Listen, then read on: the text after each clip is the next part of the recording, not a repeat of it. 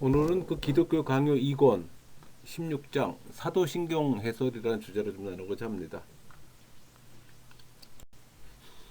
여러분, 우리를 죄에서 구속하신 분, 또 하나님의 진노를 누그러뜨린 분, 또 우리를 하나님과 화해시킨 분, 또 순종으로 율법적 모든 요구를 성취하신 분. 근데 그분은 죽으신 후 부활하시고 승천하셔서 우리를 위해 친히 중보의 기도를 실행하셨어요. 그러니까 예수님의 십자가 고통은 지옥에 내려간다고 표현할 만큼 끔찍했고, 또 고통과 수치를 극대화로 또 표현한 겁니다. 그러니까 우리의 구속은 이런 고백들에 기초하고, 또 그 고백들은 사도신경을 통해 잘 드러나요. 그러니까 십자가에서 죽으시고 지옥에 내려가셨는데 비통 가운데서 우리를 대속하셨음을 의미하는 거예요. 3일 만에 부활하시고 또 승천하셨을 뿐만 아니라 심판자로 오실 겁니다. 이것이 우리의 고백이며 구원이에요. 그러니까 우리는 본래 죄 때문에 죽음의 사막에 버려졌어요.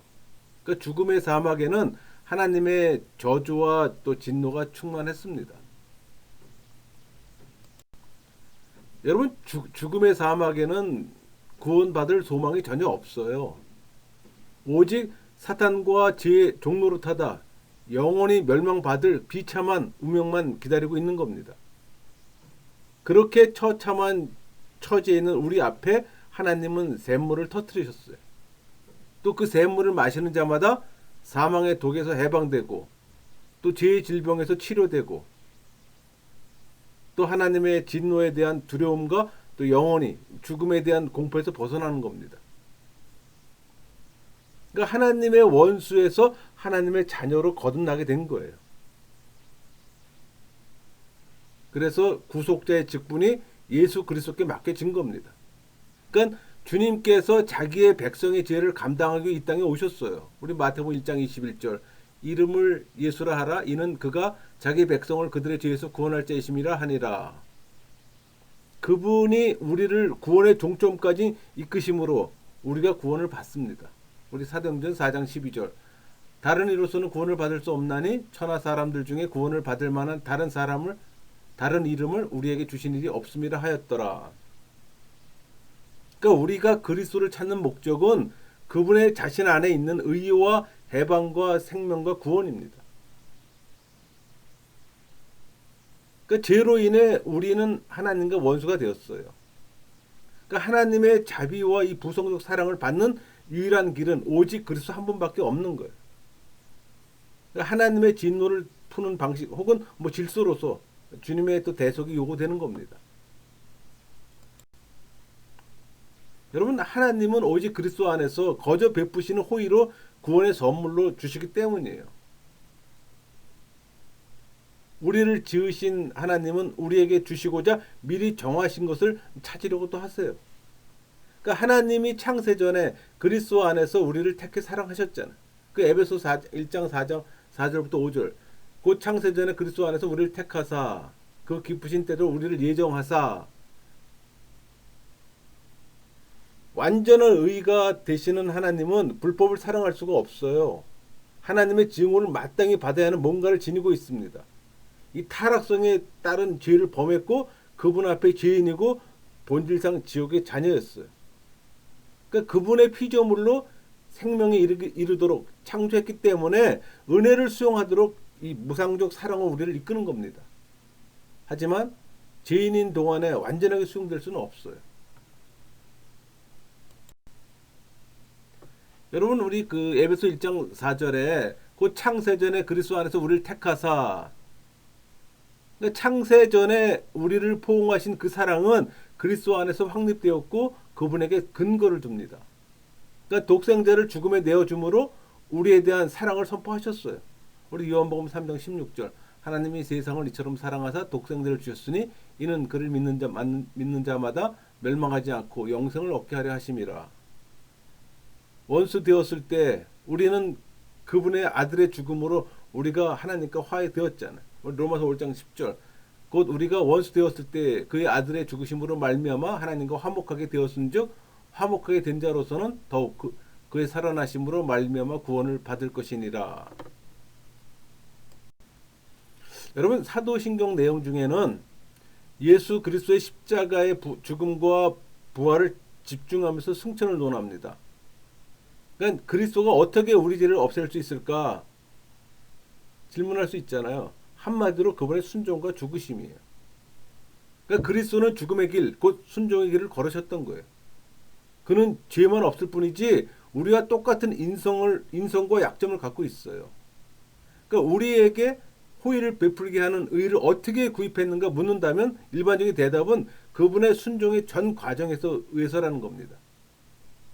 그러니까 종의 형식을 취한 순간부터 우리를 구속하기 위해 자유의 가격을 지불하기 시작했던 거예요. 그런데 성경은 이 구원의 형태를 좀 더 확실하게 정의 내리기 위해 그리스도의 죽음에 그것을 기인시키고 있습니다. 이런 면에서 사도신경은 그리스도의 탄생부터 죽으심까지 아니 부활의 순서로 이 구원의 전체를 완전하게 묘사했던 거예요.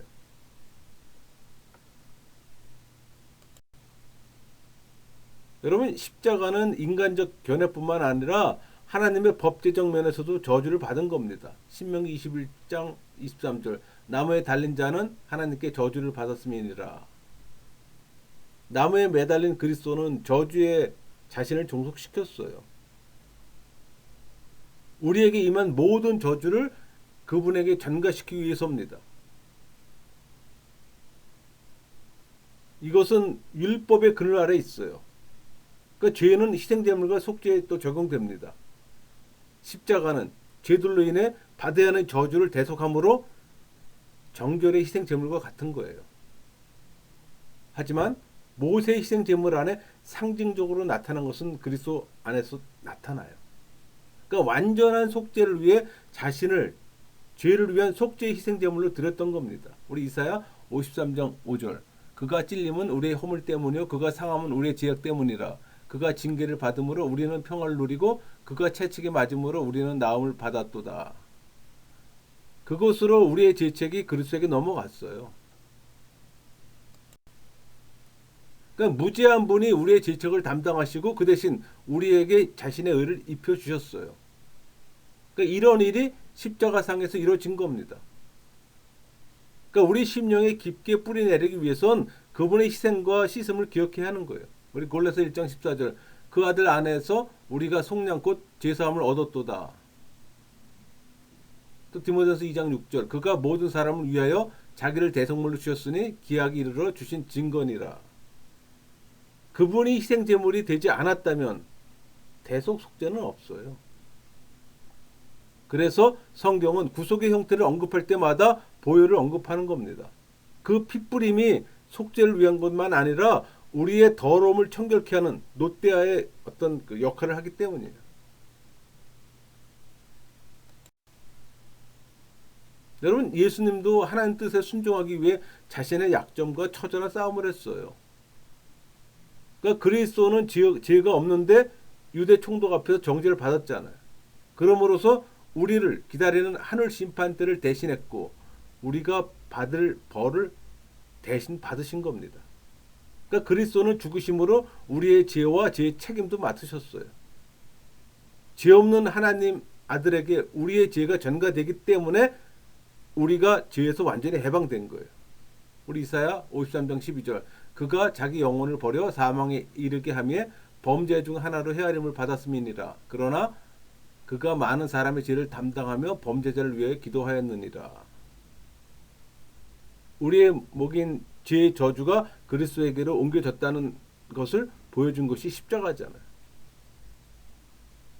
그러니까 우리의 죄책이 예수님께 넘어간 겁니다. 우리는 그냥 죄의 오염만 남아있는 상태예요.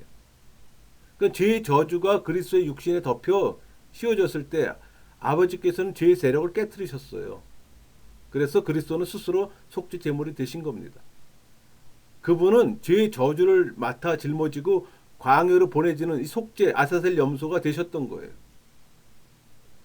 그리스도는 죄의 저주를 적극적으로 담당하셔서 그것을 꺾고 부셔버렸잖아요.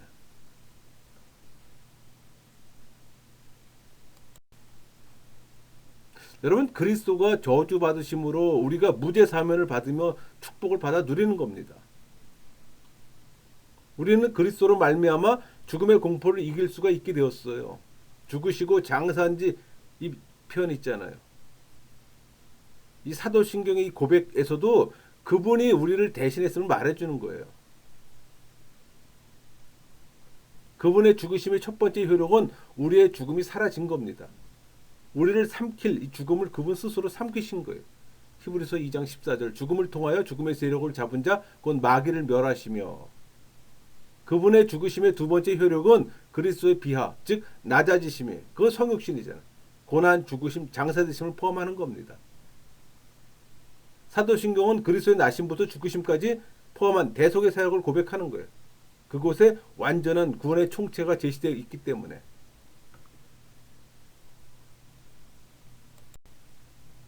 여러분, 성육신과 고난에 대해서는 우리 그리스도의 위격적 연합을 14장에서 이미 나눴습니다. 여기서는 죽으심부터 다룰 거예요. 그러니까 우리를 위하여 호의와 자비를 베푸시는 하나님의 의는 주님 자신께서 복종하신 전체 여정에 미칩니다. 그러니까 그리스도가 사람이 되셔서 순종하심으로 우리가 하나님 앞에서 의인이 되게 하셨어요. 로마서 5장 19절 한 사람이 순종하지 아니함으로 많은 사람이 죄인 된 것 같이 한 사람이 순종하심으로 많은 사람이 의인이 되리라. 그러니까 주님께서 당한 죽음은 구속하는 값을 물기 위해서 우리의 정죄를 전가시키는 동시에 죄를 수용하심의 결과입니다. 그분이 우리를 대신해 유죄의 죽음을 당하셨어요. 그가 우리를 위해 갚으심으로 죄의 값을 대신 치르신 거잖아요. 그분이 우리의 불의를 전가받으신 거예요. 그분이 우리의 구속이며 속전이며 대속물이잖아요. 그러니까 그리스도의 피가 죄를 물으는 제물이 된 겁니다. 그분이 흘리신 피가 배상금이요 우리의 때를 씻는 대야가 되신 거예요. 그러니까 주님께서 우리를 대신해 구속의 값을 치르셨어요. 그가 죽으심으로 죽음의 삼킴을 당하시려는 것이 아니라 오히려 죽음을 정복하기 위함입니다. 우리 베드로전서 3장 22절 그가 하늘에 오르사 하나님 우편에 계시니 천사들과 권세들과 능력들이 그에게 족종하느니라. 주께서 자신을 제물로 드림으로써 사망의 권세를 물리쳤어요. 일생에 매여 종노릇하는 모든 자를 놓아주셨어요. 그게 히브리서 2장 14절 15절이잖아요. 자녀들은 혈과 육에 속하였으며 그도 또한 같은 모양으로 혈과 육을 함께 지니침은 죽음을 통하여 죽음의 세력을 잡은 자 곧 마귀를 멸하시며 또 죽기를 무서워함으로 한평생 매어 종노릇하는 모든 자를 놓아주려 하심이니. 이것이 죽음이 맺는 처음 열매가 된 겁니다. 그리스도의 죽으심과 장사되심은 우리의 옛사람이 그분과 죽고 그분의 의를 전가받아 죄를 죽이고 거룩한 삶을 사는 걸 포함하는 거예요. 이 말은 우리가 성령 세례 받아 예수의 믿음을 받을 때 그 믿음 안에 예수 그리스도의 의가 있잖아요. 그 의를 우리가 전가받은 거예요. 그 안에는 거룩이 있잖아요. 영생이 있잖아요. 여러분 이중적 축복이 여기 있어요. 그러니까 우리를 결박했던 죽음으로부터 해방되며 우리의 육을 죽이는 겁니다.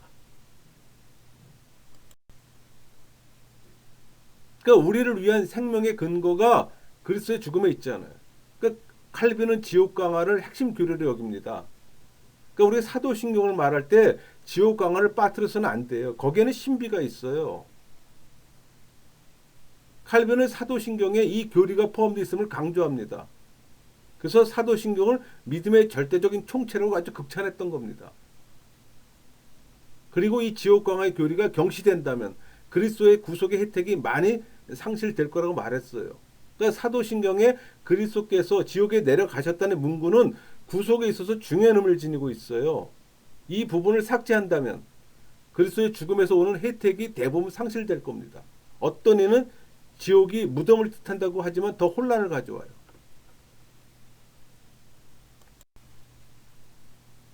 여러분 칼빈은 이 지옥 강화를 어떤 유형적이거나 장소적인 이동으로 이해하지 않았어요. 그는 베드로전서 3장 19절 그가 또한 영으로 가서 옥에 있는 영들에게 선포하시니라. 그러니까 옥에 있는 영들에게 전파됨을 영적으로 해석했던 겁니다. 그러니까 그리스도가 성령의 힘으로 그들에게 비추셔서 그들이 소망으로 맛보았던 은혜가 세상에 나타났음을 깨닫게 했다고 좀 해석하는 거예요. 그러니까 베드로가 이 문구를 사용한 이유는 전에 죽었던 신자들도 우리와 동일한 은혜에 참여한다는 걸 보여주기 위해서예요. 근데 로마 카톨릭은 족장들의 영들에게 내려가서 완성된 구속을 선언하고 갇힌 감옥에 자유하게 됐다고 해석해요. 또 이것을 림보라고 말하기도 합니다.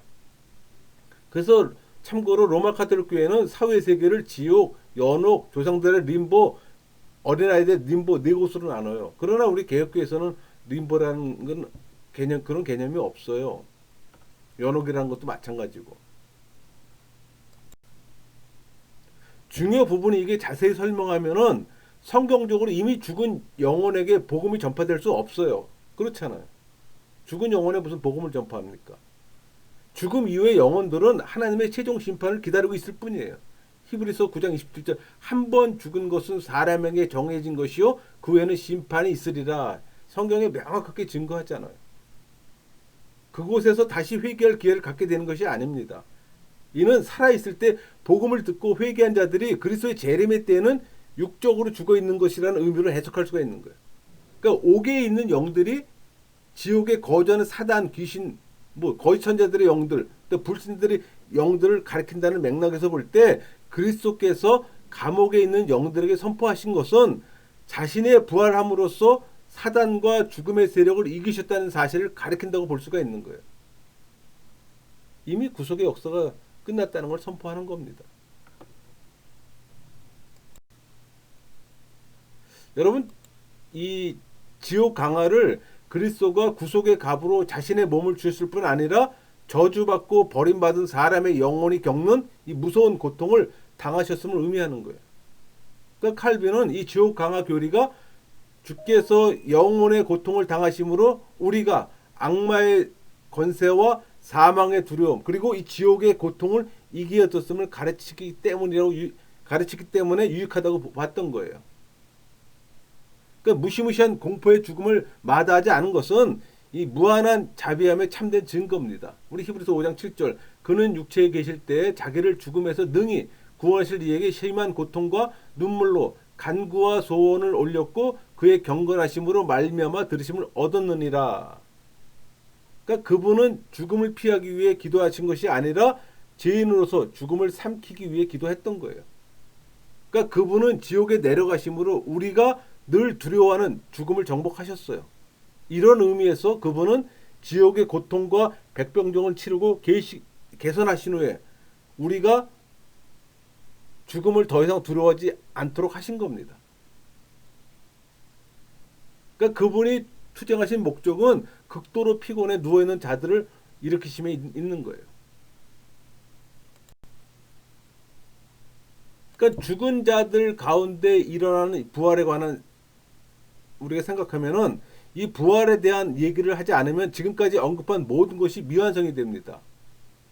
여러분 그리스도의 죽음을 통해 하나님과 우리가 화해되었잖아요. 그분의 공의로운 심판은 만족되었고 저주는 제거되었고 그리고 처벌은 완전하게 지불된 거예요. 그렇지만 산 소망을 갖게 하는 것은 그분의 죽음이 아니라 그분의 부활입니다. 우리 베드로전서 1장 3절 우리 주 예수 그리스도의 아버지 하나님을 찬송하리로다. 그가 많으신 긍휼대로 예수 그리스도를 죽은 자 가운데서 부활해 가심으로 말미암아 우리를 거듭나게 하사 산 소망이 있게 하시며. 다시 정리해 보면 그분의 죽음으로 죄는 씻겼고 죽음은 사라졌어요. 그분의 부활로 말미암아 의인은 회복되고 생명은 살아났어요. 그래서 그분의 죽음을 언급할 때마다 부활에 속한 것을 동시에 이해해야 합니다. 부활로 말미암아 육신을 죽이고 하늘의 것을 바라보고 새로운 삶을 추구하도록 권고받을 뿐 아니라 의로 거듭난다는 가르침을 받아요. 그러니까 그분의 부활이 우리의 부활이 된다는 보증으로 우리는 은혜를 받는 겁니다.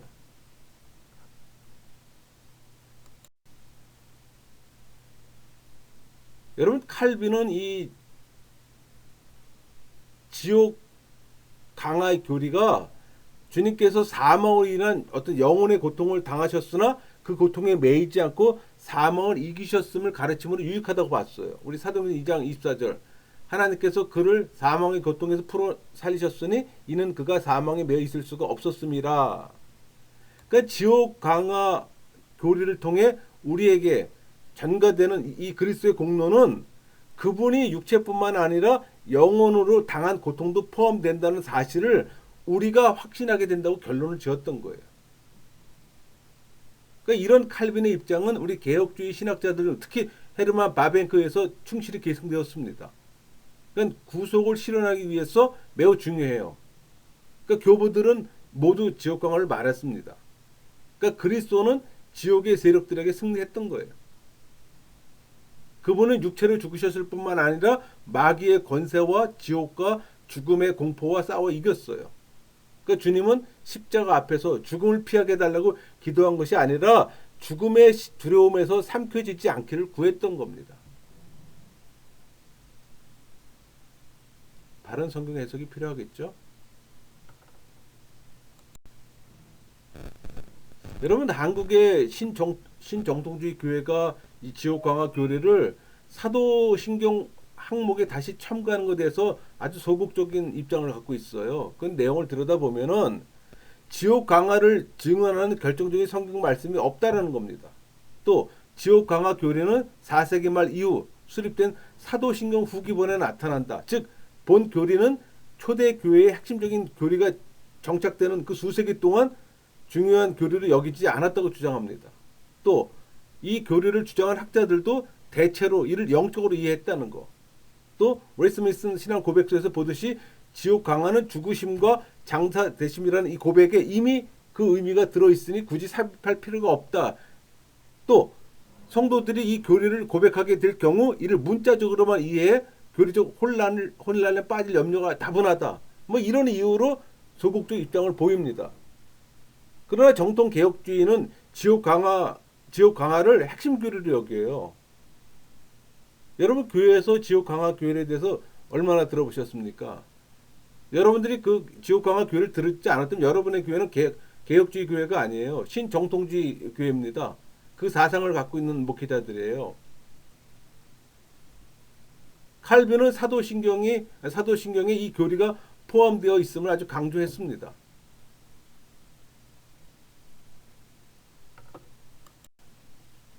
이제 부활, 승천, 그리고 하나님 우편에 앉으심에 대해서 나누겠습니다.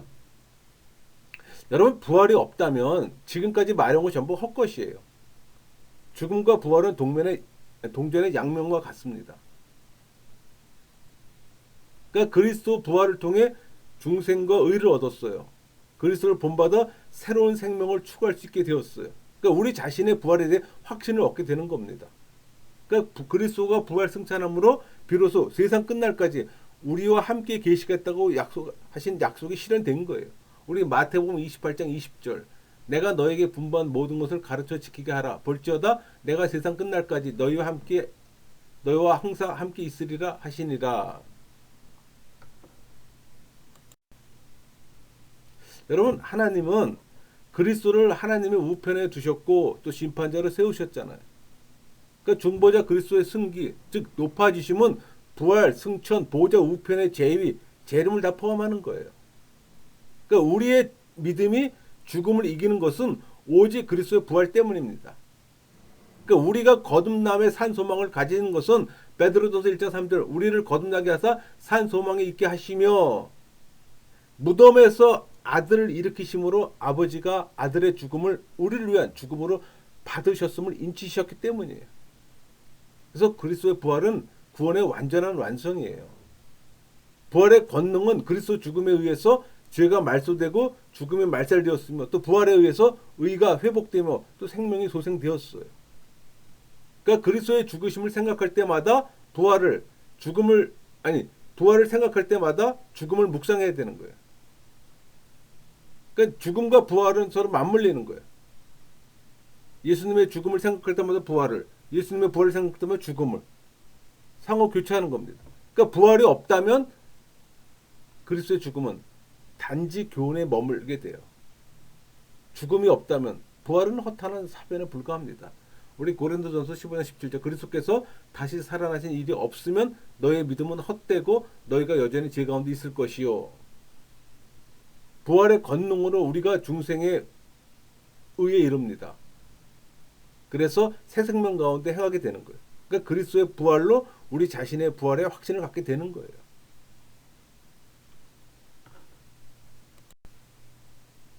여러분, 승천으로 말미암아 그리스도 자신의 왕국이 신성하게 시작된 겁니다. 그러니까 그리스도가 올라가시면 성령을 부어주시기 위함이에요. 우리 요한복음 16장 7절, 내가 떠나가지 아니하면 보혜사가 너에게로 오시지 아니할 것이요 가면 내가 그를 너희에게로 보내리니. 또 사도행전 2장 33절, 하나님이 오른손으로 예수를 높이시며 그가 약속하신 성령을 아버지께 받아서 너희가 보고 듣는 이것을 부어주셨느니라. 그분은 우리 안으로 오시기 위해 이 땅을 떠나셨어요. 세상 끝날까지 함께 하겠다는 약속을 이루시고자 했던 겁니다.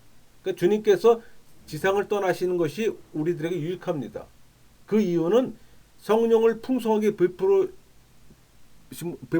베푸심으로 그분의 나라가 앞으로 나아가고 자신의 백성이 얼마나 많이 도우시며 또 적들을 흩으신지를 체험할 수 있기 때문이에요. 그 세상 끝날까지 함께 하심을 체험하기 때문입니다. 여러분, 승천하심으로 주님은 약속하신 일을 이루셨어요. 더 뚜렷하게 현존의 능력으로 천지를 또 주관하시게 된 겁니다. 그러니까 승천으로 말미암아 우리는 그리스도를 항상 마음에 모시게 되는 거예요. 승천으로 몸이 하늘 위로 올라가신 것 같이 그의 능력과 역사는 모든 하늘과 땅의 한계를 넘어 확산되는 겁니다. 더 이상 이 땅에서 그의 육체적 현존을 지각할 수 없으나 그의 존귀와 위엄은 여전히 이곳에 가득 덮고 있는 겁니다.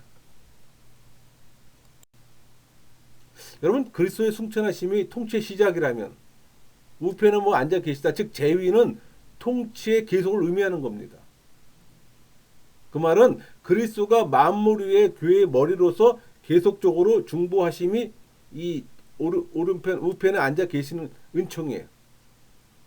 그 승천과 제위의 은혜는 주님께서 승천하심으로 아담 이후 닫힌 문을 여셨어요. 우리 요한복음 14장 3절 말씀처럼 가서 너희를 위하여 거처를 예비하면 내가 다시 와서 너희를 내게로 영접하여 나 있는 곳에 너희도 있게 하리라.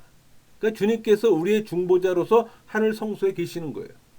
그분이 중재주로 역사하심으로 우리가 가까이 갈 길을 얻으신 겁니다.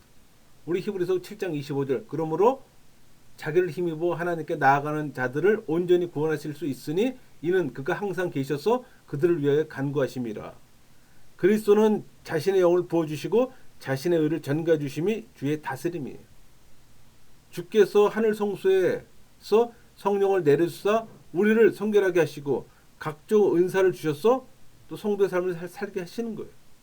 궁극적으로 자신의 교회를 세우는 일을 완성하신 겁니다.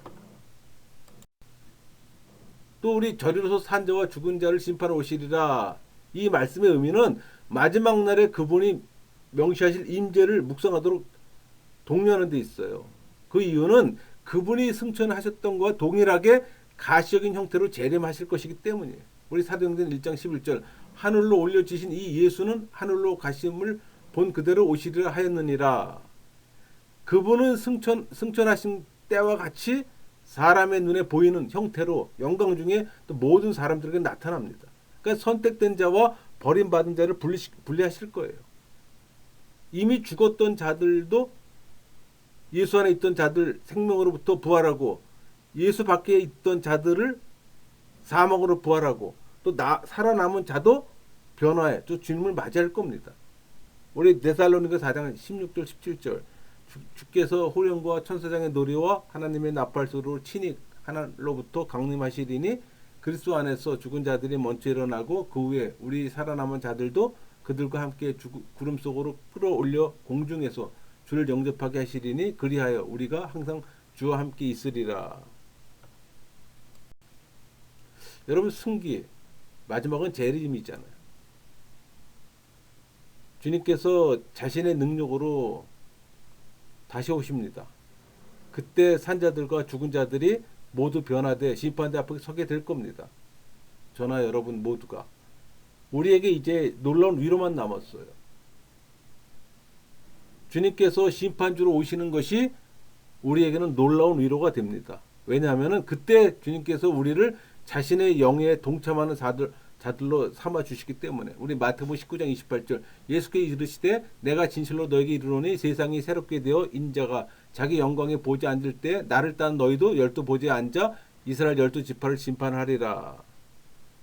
심판날에 우리는 지금 우리에게 주신 약속이 심판의 보좌에서 실행되는 것을 볼 겁니다. 우리 요한복음 5장 22절 아버지께서 아무도 심판하지 아니하시고 심판을 다 아들에게 맡기셨으니 우리의 모든 죄를 심판하고 계시는 어린 양 예수 그리스도의 공로로 말미암아 낱낱이 사해졌음을 세세히 확인하게 될 겁니다. 그때부터 우리는 아멘의 찬송을 그칠 수 없게 될 거예요. 우리 고린도후서 1장 20절 하나님의 약속은 얼마든지 그리스도 안에 이해가 되니 그런즉 그로 말미암아 우리가 아멘하여 하나님께 영광을 돌리게 되느니라. 그 찬송의 입술이 새하늘과 새 땅의 삶 가운데 영원히 닫히지 않을 겁니다. 여러분 장차 우리를 심판하실 분이 바로 우리를 구원하신 예수 그리스도입니다. 그리고 또 그리스도를 쫓는 자도 심판석에 앉으시라고 말씀하셨어요. 그게 우리 마태복음 19장 28절이잖아요. 예수께서 이르시되 내가 진실로 너에게 이르노니 세상이 새롭게 되어 인자가 자기 영광에 보좌에 앉을 때 나를 따른 너희도 열두 보좌에 앉아 이스라엘 열두 지파를 심판하리라. 심판하는 영예. 그러므로 가장 작은 부분이라도 다른 데서 구하지 말아야 하는 거예요. 그리스도 안에서만 각종 선한 것이 풍성하게 준비되어 있어요. 그리스도의 위격적 연합과 사역을 다룬 후 구원으로 넘어가기 전에 속죄론을 다룹니다. 이 속죄론은 중보자 예수 그리스도가 이루신 의 자체나 보좌 우편에 행하시는 의 전가 자체가 아니라 의의 전가의 가치를 다루는 거예요. 그러니까 그리스도가 우리의 죄를 대속하시기 위해 대제사장으로 친히 제물이 되사 단번에 영원한 제사를 드렸잖아요. 그러니까 속죄로는 제물이나 제사 자체가 아니라 제사의 제물 가치를 논점으로 삼아야 하는 거예요. 여러분 속죄라는 단어는 문자적으로 죄의 값을 치르기 위해 하나가 된다는 의미를 갖고 있어요. 속죄는 히브리어로 카파르잖아요. 속죄는 죄를 덮다, 화해하다, 속죄라는 뜻을 갖고 있어요. 이 속죄 아토니마르트는 다른 사람을 위하여 대신에 고통당함으로 서로 화해하여 화목하는 걸 의미하잖아요. 그러니까 칼빈과 개혁주의 신학자들은 이것을 satisfactio라는 라틴어로 표현했어요. 이 단어는 본래 이 빚 갚기, 보석금 내기, 뭐 사죄, 사과, 탄원이라는 어휘를 갖고 있어요. 이로부터 만족이라는 뜻이 파생된 겁니다. 그러니까 이런 뜻을 포괄하는 성경적 개념으로 물음이라는 단어를 사용해요. 이 물음은 중보자 그리스도의 대속적 공로의 가치를 표현하는 겁니다. 그것은 배상과 보상을 아우르는 개념이에요. 그러니까 그리스도의 물음, 십자가에서 다 이루신 의의 전가로 열매를 맺어요. 그러니까 여러분들이 성령 세례를 받고 예수의 믿음을 받게 되면 따라오는 것이 예수 그리스도의 의잖아. 예수 그리스도의 공로잖아. 그때 의를 전가받는 거예요, 여러분들이. 속죄의 1차적 동기는 하나님의 절대적 주권적 사랑에 있는 겁니다. 여러분의 선행이나 여러분의 의지하고는 아무 상관이 없어요. 여러분 주님께서 우리의 대속 제물이 되신 것은 아버지의 절대적인 주권적 사랑에 있어요. 그러니까 삼위 하나님은 성자의 대적 물음을 영원전에 이미 작정하셨어요. 그러니까 하나님의 자비는 아들을 주셔서 죽기까지 복종하는 자리에 세우시고 그 공로를 조건 없이 우리의 것으로 삼아 주신 데 있는 겁니다. 그러니까 하나님의 사랑이 그리스도의 공로의 제일 원인이 되는 거예요. 하나님이 아들을 값으로 치르고 우리를 사신 것은 단지 그것을 기뻐하셨기 때문이에요. 그러니까 하나님의 그저 기뻐하심, 그것이 우리를 사랑하신 유일한 조건이 되는 겁니다. 하나님의 거저 베푸신 호의와 그리스도의 순종은 서로 대립되거나 배치되는 것이 아니라 함께 역사해요. 우리 요한복음 3장 16절 하나님이 세상을 이처럼 사랑하사 독생자를 주셨으니 이는 그를 믿는 자마다 멸망하지 않고 영생을 얻게 하려 하심이라 이렇게 증거하잖아.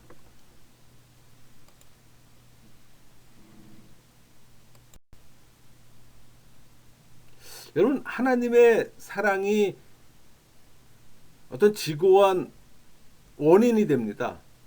그러니까 하나님이 먼저 우리와 화목을 원하셨어요. 그리고 그리스도 안에서 우리를 택하셨어요. 우리 에베소 1장 4절. 곧 창세전에 그리스도 안에서 우리를 택하사 또 거저 주시는 은혜 가운데 에베소 1장 6절. 이는 그를 사랑한 자 안에서 우리에게 거저 주시는 바. 우리를 또 서로 화목하게 하셨어요. 에베소 2장 16절. 하나님과 화목하게 하려 하심이라. 하나님이 우리를 사랑하사 그 아들을 우리 죄를 위한 화목 제물로 보내신 겁니다. 요한일서 4장 10절. 하나님이 우리를 사랑하사 우리 죄를 속하기 위하여 화목 제물로 그 아들을 보내셨음이라. 그러니까 하나님의 독생자를 우리 구원의 진료로 삼으신 거예요. 이 구원의 공로는 그리스도를 믿는 우리의 믿음이 아니라 그리스도 자신에게 있어요. 그 믿음은 형상인으로 2차적이고 부수적이에요. 형상인은 그 자체로 진료인이 되지 못하나 이 진료인을 얻기 위한 수단이 되는 원인이에요. 그러니까 쉬운 예를 들어볼게요. 믿음이 숟가락이라면 은혜는 밥이에요. 그러니까 배부르게 하는 건 밥이지 숟가락이 아니잖아요. 그러나 밥을 숟가락 없이는 담을 수가 없어요. 그래서 성도가 구원을 받는 것은 믿음 때문이 아니라 은혜, 즉 그리스도의 공로 때문이에요. 다만 그 은혜는 믿음의 숟가락에만 담겨 있는 거예요. 좀 더 쉽게 얘기를 할게요. 여러분들이 성령 세례를 받습니다. 예수의 믿음을 선물 받아요. 근데 그 예수의 믿음의 선물 뚜껑을 열어보니 그 안에 예수 그리스도의 의, 예수 그리스도의 공로가 담겨 있어요. 그러니까 예수 그리스도의 공로는 숟가락이 믿음이 없으면 결코 받을 수가 없는 거랑 똑같은 거예요.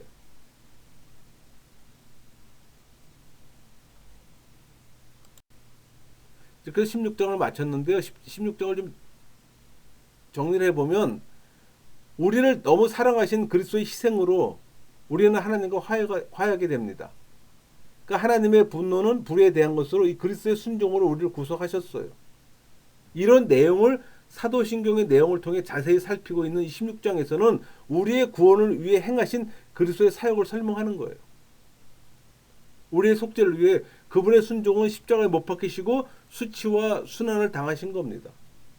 십자가상에서 죽으시고 지옥에 내려가셨는데 그만큼 고통과 비통 가운데서 우리를 대속하셨음을 의미하는 거예요. 그런 후 3일 만에 부활하시고 승천하셨을 뿐만 아니라 심판자로 오실 겁니다. 이것이 우리의 고백이며 구원입니다. 마치겠습니다.